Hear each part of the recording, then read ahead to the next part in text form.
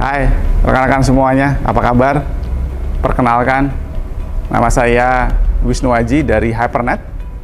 Posisi saya saat ini sebagai Professional Consultation Services Department Head yang membawahi beberapa produk, antara lain ISO 20001, 27001, kemudian ada COVID 2019, Communication Change Management, dan ITSM. Pada kesempatan ini, saya akan menjawab pertanyaan rekan-rekan terkait ITSM.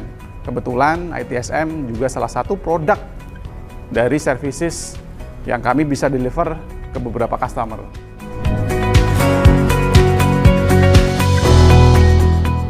Apa itu ITSM dan kenapa penting bagi dunia teknologi atau organisasi IT gitu ya?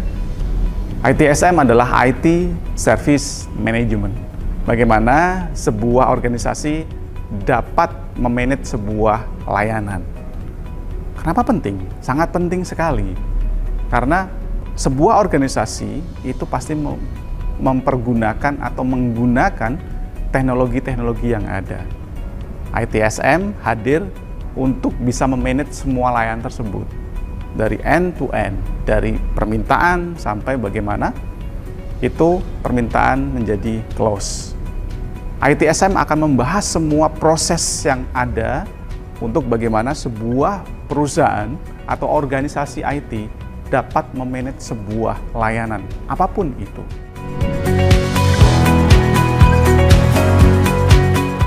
Oke. Bagaimana langkah-langkah ketika kita menerapkan ITSM di sebuah organisasi? Jalannya banyak sekali sebetulnya, dan ITSM pun juga tidak mandatori harus dari sini atau dari manapun. ITSM sendiri menggunakan frameworknya ITIL, dan ITIL itu fleksibel untuk dijalankan di sebuah organisasi. ITIL akan mensupport si ITSM untuk bagaimana menjalankan sebuah proses-proses tersebut. Langkah-langkahnya paling sederhana. Yang pertama adalah kita harus tahu dulu kematangan dari sebuah organisasi tersebut. Kita tahu ketika kita melihat kematangan sebuah organisasi, untuk ITSM khususnya, kita akan lihat bagaimana nanti gap analisisnya. Gap-gap yang kita lihat dari maturity atau kematangan tadi. Ketika kita sudah melihat bagaimana sebuah organisasi terdapat gap-gap, kita akan tambal gap-gapnya tersebut dengan proses-proses ITSM. Misalkan, contoh, incident management atau problem management. Suatu organisasi apakah sudah menerapkan dengan benar terkait incident management, problem management, dan bagaimana integrasinya nanti, itu akan terlihat bagaimana sebuah organisasi sudah menerapkan ITSM atau belum.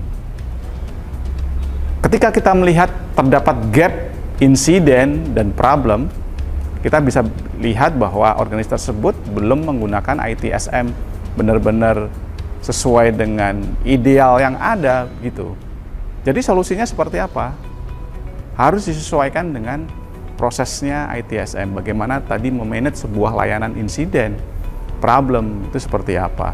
Yang kedua, ketika kita sudah melihat maturity, kita melihat kematangannya, baru kita akan melihat prosesnya ada atau tidak. Proses-proses yang saat ini sudah berjalan itu ada atau tidak. Nanti akan disesuaikan dengan ITSM, dengan frameworknya ITIL tadi. Ketika kita sudah membenahi proses-proses yang ada, tentunya tidak sampai di situ saja, begitu ya. Proses yang ketiga adalah mengimplementasikan si proses tersebut.